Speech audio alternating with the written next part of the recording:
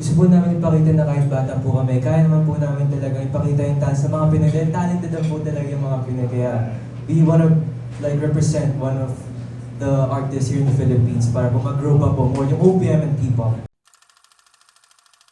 So for you guys, gano'ng kahalaga na ang nire-represent nyo ay yung P-pop at ang Filipino people, lalo na yung mga lyrics ng kanta nyo ay Tagalog?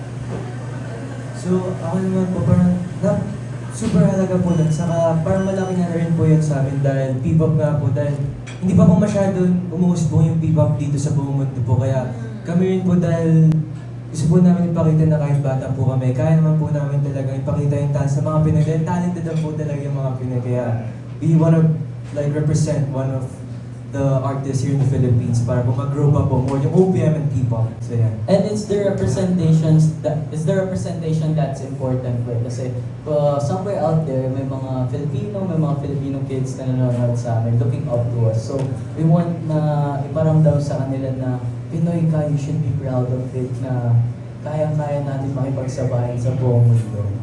Yeah. Okay. Kung yung Beanie, dream nila na mag-Coachella, tapos natupad, your group, meron ba kayong ultimate dream na tina-target na ito one day magagawa din namin?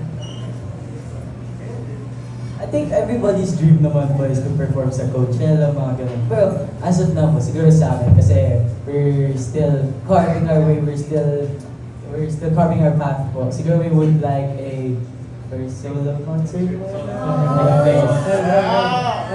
Album. Yes, sir, sa album. First album. Yan po muna yung pinaka-ultimate dream po namin ngayon.